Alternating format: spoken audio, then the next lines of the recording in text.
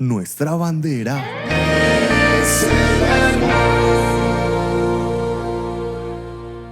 Saludos, amada iglesia. Bienvenidos a nuestro tiempo de Iglesia Cristiana Confraternidad La Floresta. En esta oportunidad, terminando un tema que nos ha edificado, enseñado y aportado mucho a nuestro crecimiento y desarrollo espiritual y doctrinal, como lo es la historia de la Iglesia Cristiana Protestante Evangélica en Colombia. Esta es nuestra última entrega, hablando de la otra mitad del Evangelio, titulado Sincretismo Evangélico Religioso. Quiero contarles que este periodo va de 1989 a 2029. 2029, o sea, nos faltan 7 añitos para terminar esta quinta generación de cristiandad para que comencemos en el 2030, comenzar una sexta generación de cristianos. Y quiero que en esta última entrega nos preguntemos cómo queremos esa sexta generación de creyentes, que estamos hablando de nuestros hijos y los hijos de nuestros hijos, los que van a enriquecer esa sexta generación de cristianos en el país. Quiero leer el texto que nos compete en esta oportunidad. Lucas 8, 9 al 15 nos dice, el título que le coloqué es El fruto con perseverancia doctrinal. Dice, y sus discípulos le preguntaron diciendo, ¿qué significa esta parábola? Y él les dijo, a vosotros os es dado a conocer los misterios del reino de Dios, pero a los otros por parábolas para que viendo no vean y oyendo no entiendan. Esta es pues la parábola. La semilla es la palabra de Dios y los de junto al camino son los que oyen. Y luego viene el diablo y quita de su corazón la palabra, para que no crean y se salven. Los de sobre la piedra son los que, habiendo oído, reciben la palabra con gozo, pero estos no tienen raíces. Creen por algún tiempo y en el tiempo de la prueba se apartan. La que cayó entre espinos, estos son los que oyen, pero oyéndose son ahogados por los afanes y las riquezas y los placeres de la vida y no llevan fruto. Mas la que cayó en buena tierra, o sea, un 25% del 100%, estos son los que con corazón bueno y recto retienen la palabra oída y dan fruto con perseverancia. Que el Señor añada bendición a su palabra. Habíamos dicho en las entregas pasadas de Historia Evangélica en Colombia que los 3 primeros periodos fueron muy internos, crisis muy internas, situaciones administrativas, situaciones doctrinales, métodos evangelísticos, situaciones muy internas del Evangelio, pero estos 2 últimos periodos son más influencia de afuera sobre la iglesia, sobre el cuerpo de Cristo. Y en esta última entrega que estamos viviendo en este momento, este periodo, esta generación, sí, sincretismo evangélico 1989 al 2029, hoy 2022, miremos algunas características. Al inicio de esta quinta generación de cristianismo evangélico en el país, aparecen unos énfasis teológicos más por el fruto de las emociones que de la misma profundidad del estudio del texto sagrado como diferentes teologías. Sí, porque los 4 anteriores generaciones, los últimos 160 años, más lo que llevamos de esta generación, básicamente la preparación de los ministros fue muy incipiente. Unos pocos podían llegar a un seminario bíblico, unos pocos podían llegar a un instituto bíblico, unos pocos podían pagar los costos, y eso que hasta hace poco eran muy subsidiados por las diferentes misiones que venían de afuera para apoyar a sus ministros.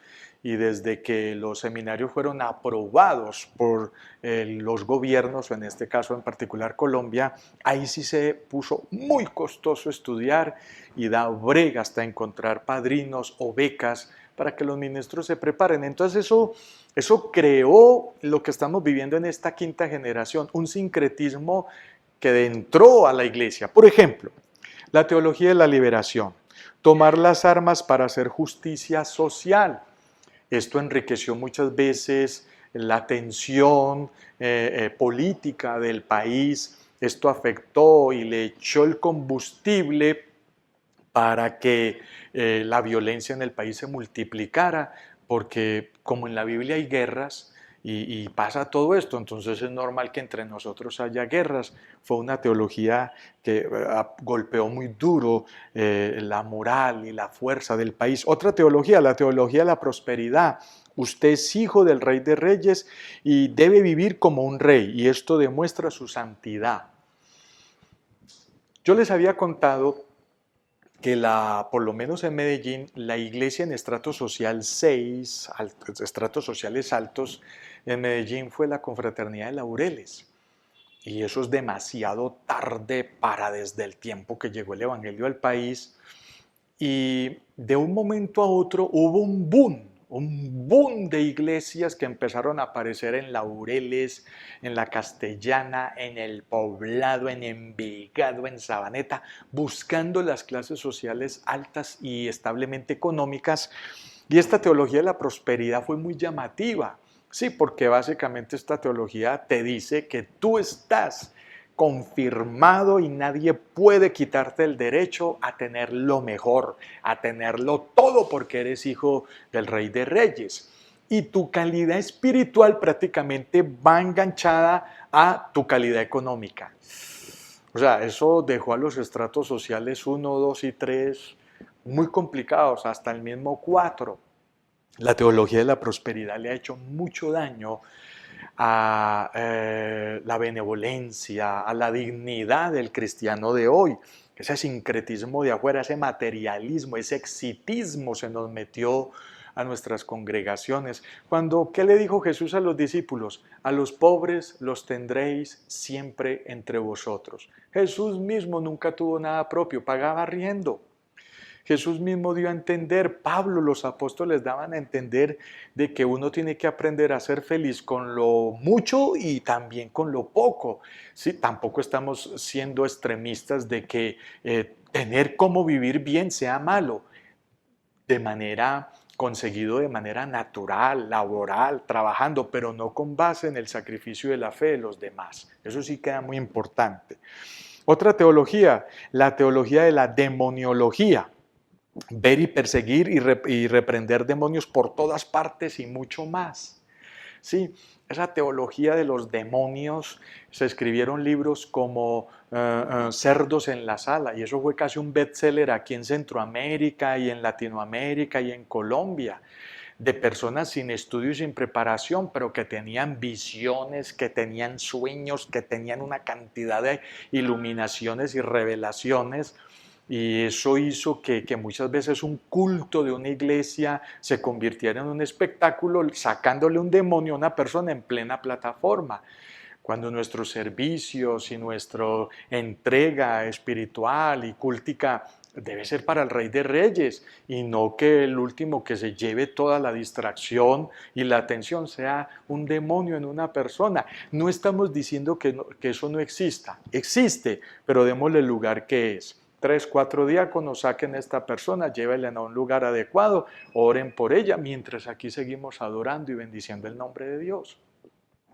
La teología de la demoniología, si usted llegaba y le decía a un diácono, hoy tengo dolor de cabeza, hay que reprender dolor de cabeza, dolor de muela, espíritu de dolor de cabeza, espíritu de dolor de rodilla. Eso también hizo una caricatura muy fea del mundo evangélico en nuestro contexto. Y esto no lo tengo escrito, pero lo voy a mencionar. Otra teología que también le ha hecho mucho daño al mundo evangélico colombiano en este sincretismo que estamos viviendo es esa teología de los escalafones, esa teología de los dignatarios. Ya hoy en día no hablamos de siervos que dirigen una iglesia. Ya hoy en día no hablamos de pastores sencillos, trabajadores, humildes, obispos que trabajan duro por una iglesia. No, hoy en día tenemos que hablar de profetas, hoy en día tenemos que hablar de pastores, hoy en día tenemos que hablar de gobernadores, de querubines, y están subiendo de una manera que si Cristo se descuida le van a quitar la silla y ya al lado del Padre no va a estar sentado izquierda del Padre Jesucristo, sino una cantidad de hombres y mujeres que no caben en los títulos. Eso no es bíblico. La palabra de Dios habla de que hay que tomar una cruz y echándola al hombro y seguir a Jesús, y se sufre, como sufrió penalidades Pablo, como sufrió penalidades Pedro. El reino de los cielos no lo arrebatan los más ricos y los más preponderantes y los que tienen los cargos más grandes. No, el reino de los cielos lo arrebatan los valientes. ¿Y por qué se habla de valientes? Porque es una lucha titánica, porque hay que luchar mucho para salir adelante. Entonces, por eso hablamos de un periodo, de una generación de sincretismo, y pudiéramos hablar más de otras teologías y de otros énfasis como el legalismo, etcétera, etcétera, que le ha hecho tanto daño al cristianismo de nuestra época. Otro punto que en este periodo podemos resaltar es que se incursiona con el cristianismo evangélico en la Constitución del país del 91, en el año 91, con el doctor Jaime Ortiz Hurtado, lo cual fue una gran oportunidad de ser asesores espirituales para el país. Esto fue de los ítems y de los momentos más especiales que hemos tenido como pueblo evangélico colombiano en estas 5 generaciones casi. Es el momento en que se vota por los constituyentes y un ministro, un siervo que yo conocí, que nos fue profesor catedrático de nosotros en teología en el seminario, presentó a nuestro hijo delante de Dios, predicó en nuestra iglesia. Yo conocí directamente la nobleza, el celo por la sana doctrina del doctor Jaime Ortiz Hurtado.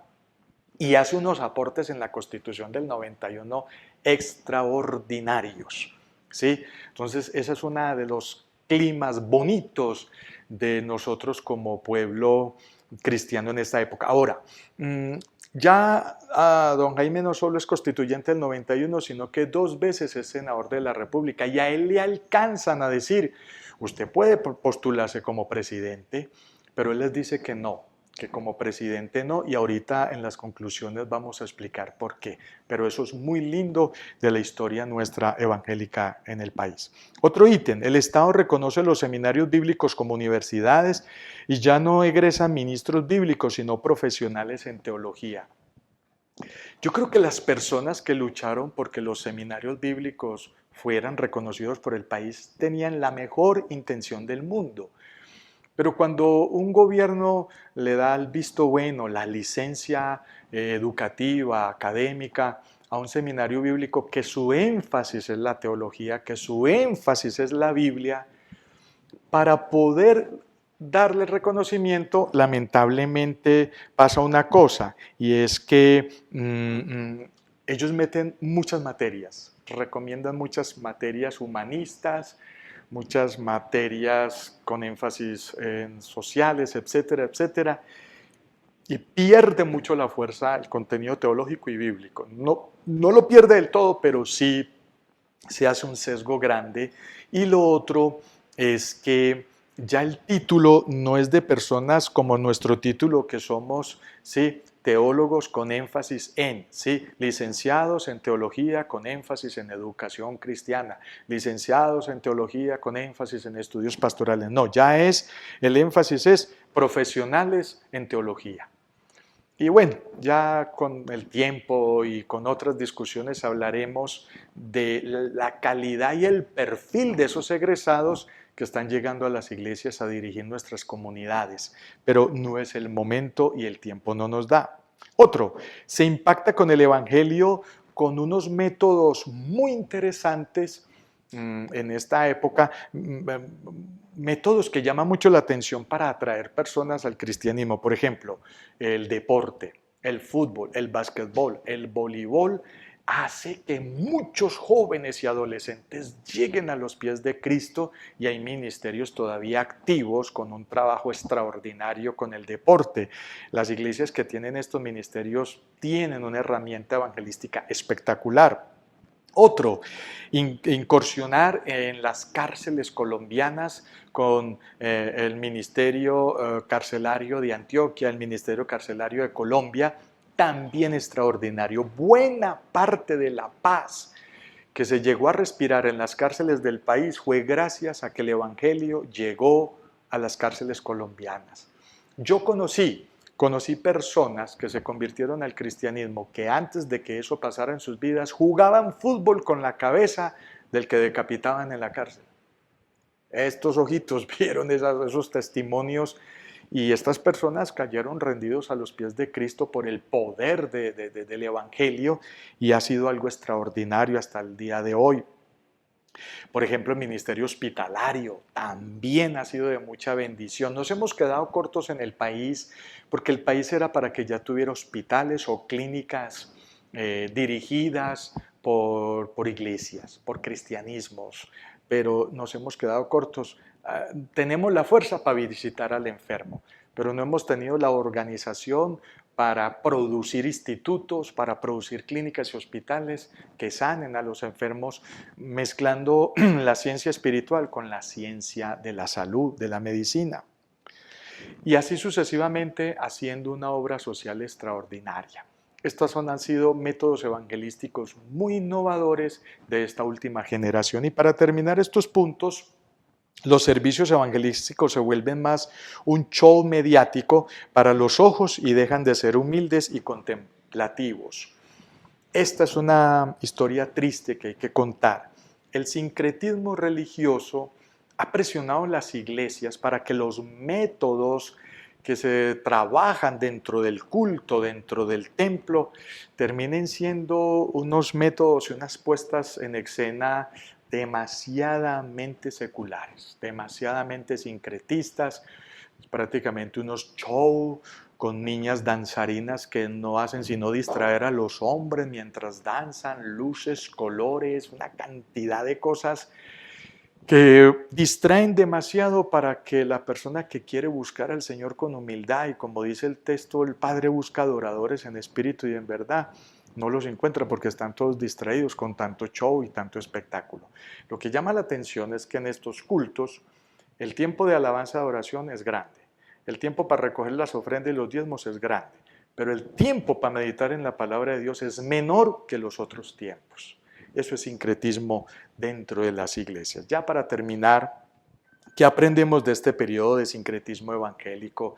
Y recuerden que ya estamos terminando este periodo tan espectacular que nos ha enseñado tanto. La teología no se hace a la ligera. Debe ser el fruto de la oración, la hermenéutica y el consenso de un cuerpo colegiado de hombres y mujeres llenos del Espíritu Santo y buen testimonio ante Dios y los hombres. Yo creo que aquí hay una palabra para las asociaciones de pastores, para las federaciones de pastores, para las comunidades de pastores, grupos pastorales, ministros. Y es de que, hombre, vamos a terminar 5 generaciones de cristianismo evangélico en el país. Ahorita, en el 2029, vamos a llegar a 200 años. ¿Dónde está la teología colombiana? Hecha por colombianos para colombianos, contextualizada. Una teología quieta, seria, hecha con profundidad, a través de la consulta de hombres y mujeres, con toda su sabiduría, con toda su experiencia, porque los hay, existen.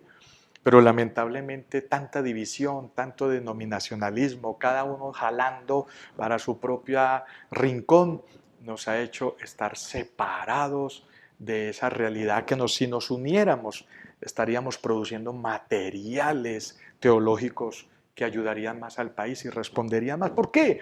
Porque es que no hacemos sino consumir libros europeos que son buenos, pero en el contexto europeo. Libros norteamericanos, canadienses, argentinos. Estamos leyendo teología de todas partes, menos la teología colombiana. 2. El cristianismo no está llamado a ser presidente, el cristiano no está llamado a ser presidente de un país, sino el que le habla al oído al presidente secular que quede, como un consejero, como le sucedió a Daniel en Babilonia o a un Billy Graham en Estados Unidos.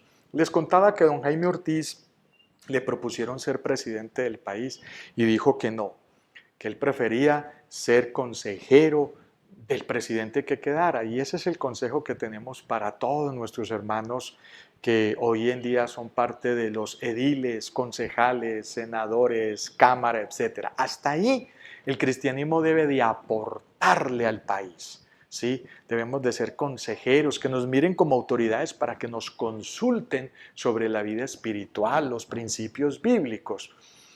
Pero no, a veces cuando le apuntamos a querer ser presidentes, ¿de dónde va a sacar un presidente evangélicos, senadores, toda esa maquinaria política tan impresionante? No tenemos la experiencia, no tenemos la maquinaria, pero sí sabemos orar y sí sabemos aconsejar con base en los principios bíblicos. Y cuarto, bueno, antes de terminar de leer el cuarto, ¿por qué? Porque el pastor está llamado a ser pastor de las ovejas del Rey de Reyes, de la Grey. Así de sencillo. Daniel le hablaba al oído a los reyes que aconsejó. Billy Graham le pudo haber hablado a los últimos 8 o 10 presidentes de Estados Unidos y lo respetaban como un consejero presidencial. ¿Cuándo llegaremos nosotros en Colombia a tener semejante testimonio? Cuarto y último, hoy vivimos en una iglesia aturdida por tanto ruido sincretista, donde hemos quitado la mirada de Cristo y la hemos puesto en los deseos de los ojos, la vanagloria de la vida y los deseos de la carne, sin anhelar la venida de Cristo por nosotros. A todo esto hay que sumarle una iglesia aturdida, hay que sumarle una iglesia que está sintiendo mucho ruido de afuera hacia adentro y una iglesia que no está predicando ni de las señales de tiempos finales, ni de la segunda venida de Cristo, ni de lo asertivos que tenemos que estar los creyentes para poder salir adelante en estos tiempos tan difíciles. El gráfico que aparece allí en nuestra parte final es ¿dónde habitan más ateos en el mundo?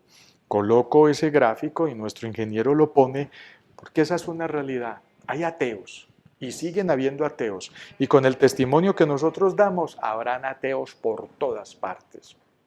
Que Dios nos ayude, querida iglesia preciosa. Estoy mandando los últimos gráficos con el PDF a los WhatsApp, a los Gmail de todos los contactos de la iglesia. Espero que esta entrega les haya ayudado mucho a entender quiénes somos. ¿De dónde venimos? ¿Dónde estamos y para dónde vamos como pueblo cristiano en el país? ¿Qué va a pasar del 2030 en adelante, los próximos 40 años hasta el 2070? ¿Qué será de esa generación, de nuestros hijos y los hijos de nuestros hijos?